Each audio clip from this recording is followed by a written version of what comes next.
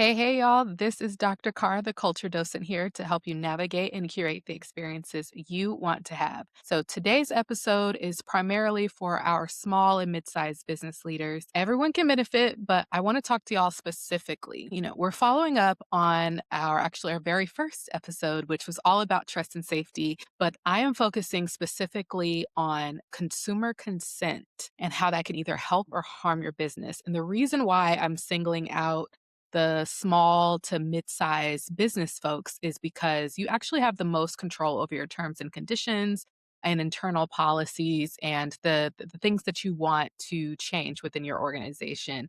You have just a little bit more span of control than maybe some of those bigger, perhaps more established businesses or organizations that have been around for hundreds of years, where there's 100,000 employees and there's a lot more to consider when raising issues. So I have something for y'all too, but this again is really going to be focused on that small to mid-sized business folks because I want y'all to think about we're talking about consumer consent. So think back, have you ever gone to maybe get your lashes done or your hair done, haircut, right? And the stylist maybe starts taking pictures or videos of the final product. You're looking all good and they whip out the ring light and they got the camera all in your face. And they never really stop to ask you permission. They never ask, like, hey, do you mind if I record this? I want to use it to build out my profile some.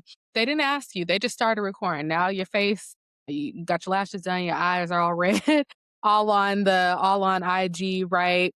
Maybe they've tagged you in it if they found your IG or y'all have been following each other. So think about that type of experience. There are so many reasons why a person may not want to be recorded or posted. A lot of that has to do with safety. And when I say safety, I mean physical safety, mental, that psychological safety as well. But as a business owner, it's really on you to ensure that safety for your customer. Okay. And that is why I'm bringing up this idea of consumer consent. You want to have the consent of your consumers. Whoever your consumers are, you want to have that. So, as a business owner, I get it. Your bottom line is that you want to make money by delivering a quality product or service, whatever it is that you do, right? You do that by ensuring that you have a consistent flow of customers or clients. And these customers or clients, right, your consumers, the end user, trusts you and trust your product or your service. But you erode that trust when you do not take their consent into consideration. And when I mean into consideration, not just in one aspect and not the others, I mean in all areas, right? In all areas of your business, you need to be thinking about your bottom line, which is to continue to have customers. You can only have customers if they trust you and they trust your products and they trust that the experience that they have when they are with you or that they receive something from you, a service, or they receive something, a tangible product from you is something that they want to continue using and that they feel safe using it. Okay. So I'm gonna give y'all another example. And because this is something that I have been seeing more and more often. I was actually over the fall summertime, speaking at an event where there were a bunch of small business owners, entrepreneurs, and it was a great conversation, great time. And they were telling me about some of the things that they use, primarily y'all favorite subject or most hated subject, I guess, at this point, AI, right? And so some of the AI tools that they have been using to really support their business and to expand their business and to make things easier for them. Okay. So one of those things is AI assistants and AI agents, which are different. So when it comes to, your AI assistant, it does require prompting, where AI agents kind of do a little bit more of the action on their own without having that standardized prompts. Like that's like the basic difference between the two. And so you may be familiar because you're using or have interacted with an AI assistant. The AI assistant pops up at the bottom of the screen when you go to a website and you're, maybe trying to book an appointment with your dentist or something like that. Pops up, asks you, how can they help you? And put in, it has a list of prompts that that it's going to automatically show to you based on whatever the organization has put in there of the best types of prompts or the most common questions that people would ask. And then it's going to, you click something and it's going to give you the answer. And sometimes it'll ask you, was that helpful, right? Yes or no might have been helpful. But that isn't, that's one of the things that people have been using a lot is because it lets people answer, frequently asked questions without having to connect them to someone. Because if you're a small business, often you don't have a lot of people that can sit on the phone all day answering, questions that where the information is already on your website or you can get that form already on the website or you have to come into the office to do those things. So AI assistants can be very helpful in that regard. And frankly, a lot of businesses, especially the small to mid-size, do not have the money to support that type of work on a regular basis. So of course, there's no reason why they wouldn't want to explore how an AI assistant or even stepping it further, speaking to AI agents or having internal AI agents help them with their business. Makes total sense. However, I want you to think about if you are a small business owner or a mid-sized business owner, how that's really going to impact your customers and your clients, right? Is that going to give them the experience that they want to have?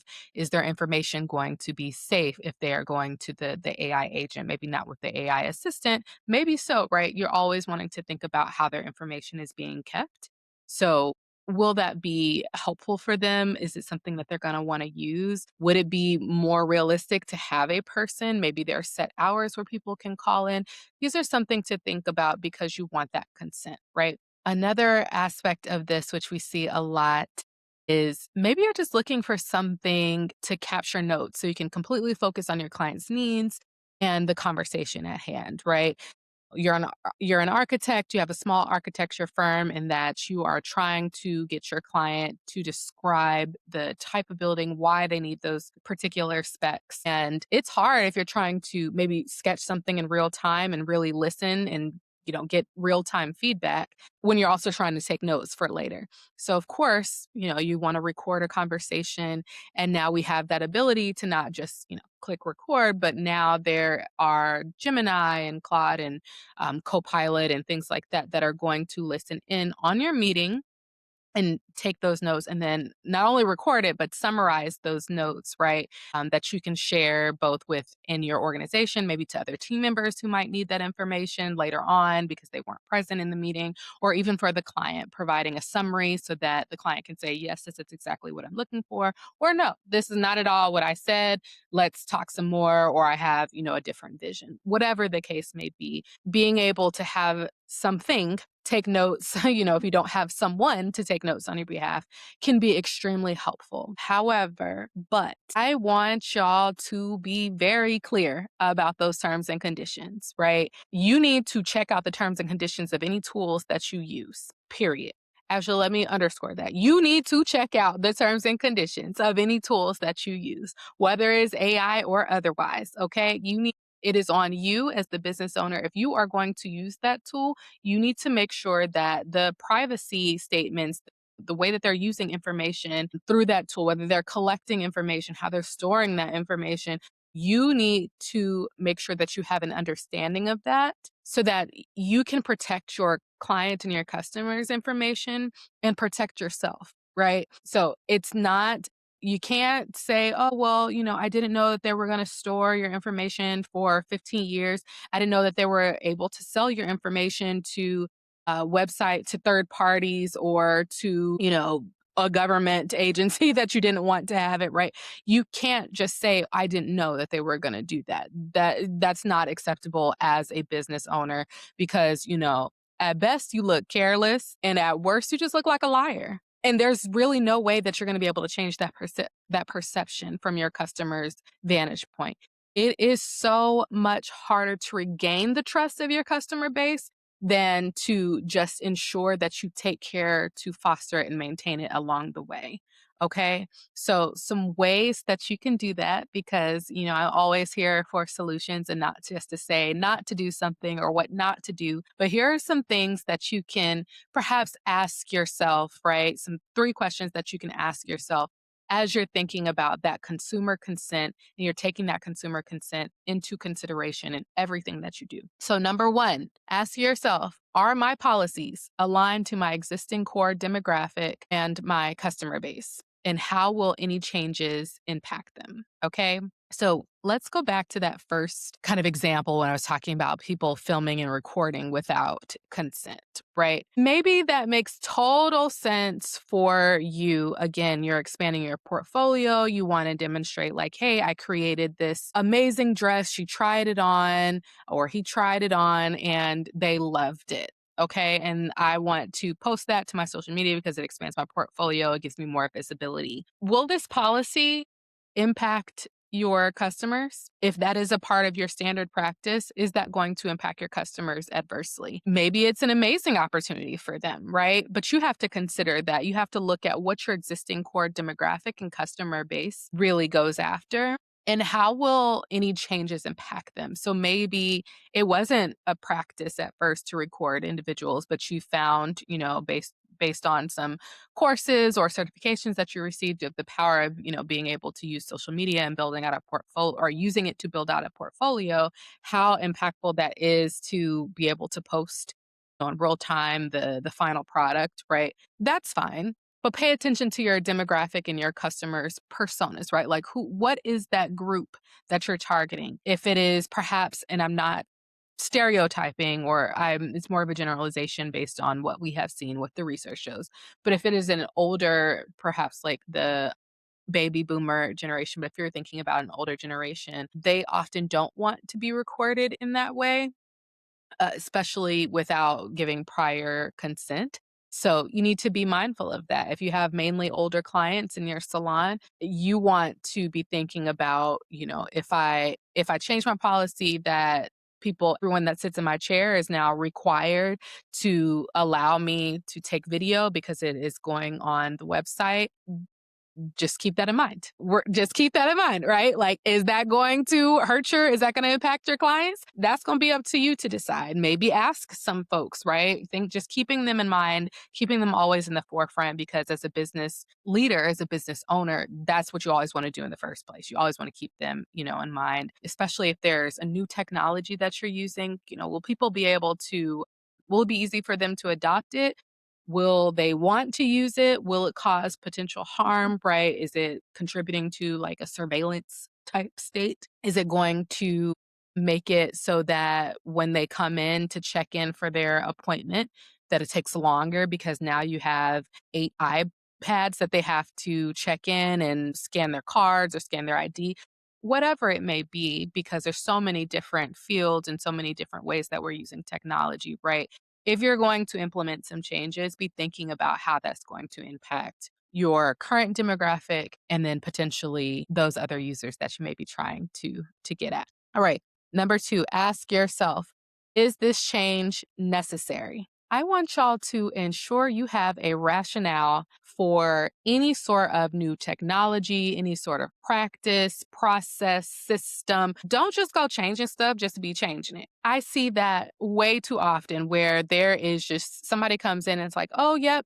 I mean, that process was fine, but I need to make my mark. So we're changing everything, right?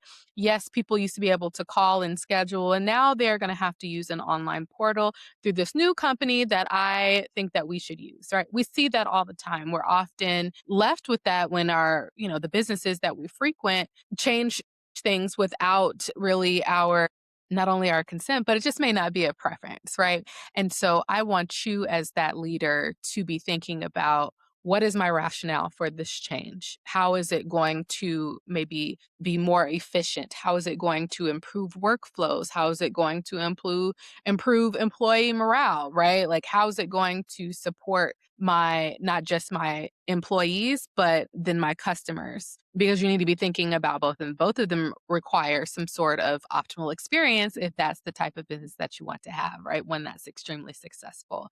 And so I challenge you to be thinking about, is this change necessary? We're not looking to change things because there's some new shiny technology out there. we are always going to what? Use caution. Okay. Exercise caution. Demo the product yourself. If you're thinking about using a new client portal, don't just have the demo from the customer success manager or sales team or whomever. You need to really demo the product yourself. Ask people in your industry if they have also used that product and get, did y'all like it? Did you hate it? What were some of the pain points? What are some of the challenges you had with it? Get on Reddit, get on, Twitter X, right? Get on Blue Sky, whatever. Look on TikTok. Look up those reviews. You need to do that research yourself. You need to demo the product. You need to understand how it works. You need to read the fine print and really be thinking about, how will this make my business better? How will this make me more competitive? Right? Like, how will this invite collaboration or maybe alienate potential partnerships? I want y'all to be thinking about that and be mindful of how sometimes the new process or the new system or the new technology that we implement could be potentially, limiting our opportunities to collaborate with others within our field or in an area that we're trying to get more versed into. Just keep that in mind, right? That's a part of understanding and giving yourself that assessment of whether this change is actually necessary and required for the way that you do business. An example, you can't be, we're going back to our stylist friends because I love y'all. But, you can't be a stylist and you want to maybe partner with a community organization that provides free or discounted services for survivors of domestic violence. Okay. You can do that, but not if your policy is one that forces the clients to take pictures at the end of their service. That is so unsafe for this group. It's unsafe physically and emotionally and psychologically, primarily physically for this particular group. It is a vulnerable population. These are survivors of violence that may not be completely out of their situation, right? And so it's a great thing that you want to be able to support them and building up their confidence or maybe giving them a little bit more of that shine back by being able to provide these services or make it so that they're able to, have to be feel more presentable as they're going to look for more opportunities, right? I think that is beautiful. I think that is wonderful. You should absolutely be doing that. But do your existing policies align, right, to help that, or any changes in policy align to ensure the safety of the people that you want to work with, ultimately that customer, right? Because they're probably not going to want to consent, or the organization writ large is not going to allow that type of interaction. And now you have a complete missed opportunity because you're not thinking about how this change is really going to impact the broader business, right? So always be thinking again, we're keeping our customers in mind, we're keeping that consumer in mind always, the experience that they're going to have and how that's potentially going to impact all these different areas of our business because we want our business to have longevity. We want it to stay around. Otherwise, why are you in business in the first place? Okay. So, last question. I want you to ask yourself, well, it's not really asking yourself, but I want you to ask for consent first and provide a way to opt out.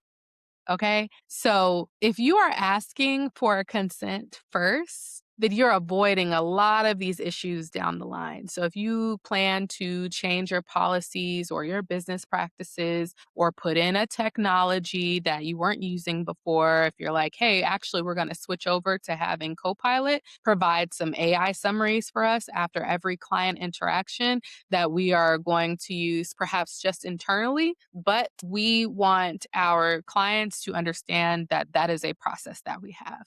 And you need to allow them to say, yes, I'm okay with you using my information in this summary when I'm working with you.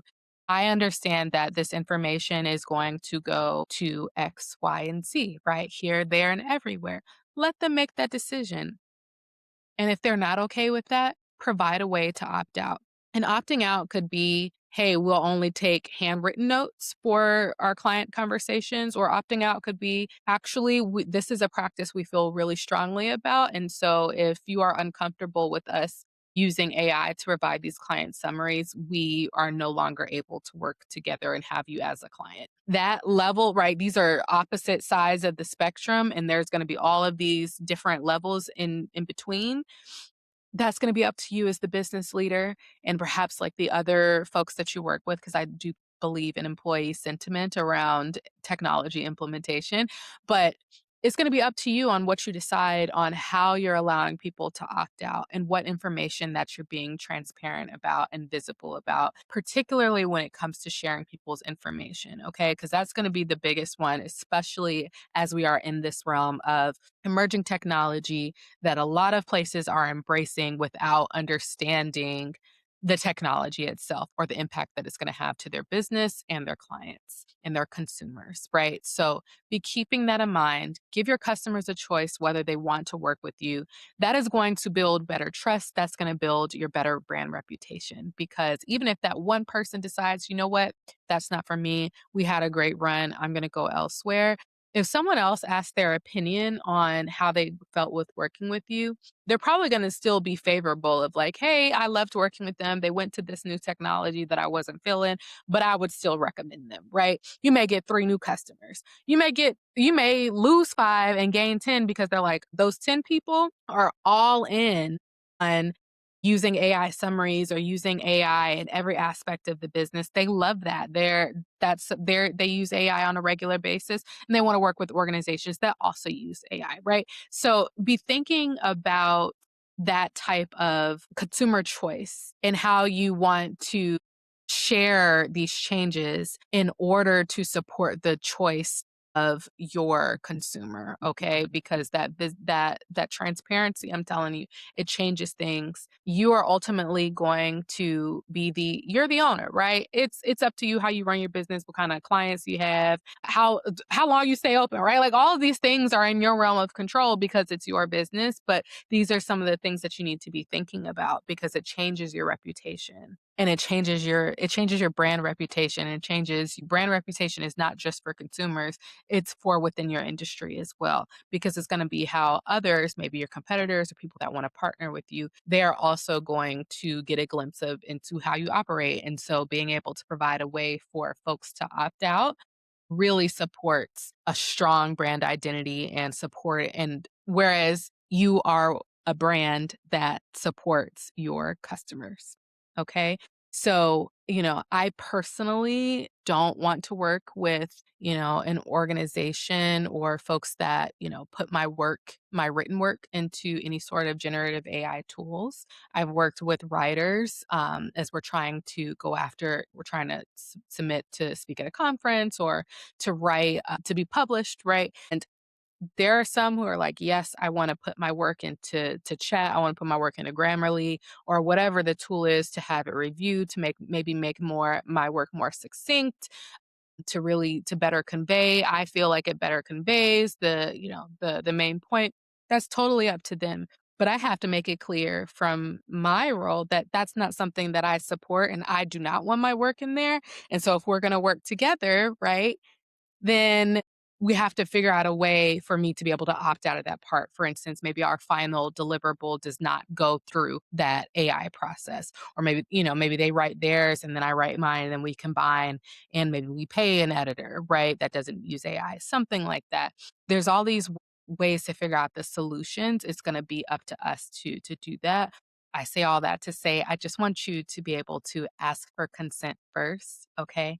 And provide that way to opt out because it's really going to support your customers in the best way possible. And don't forget that you're a customer too.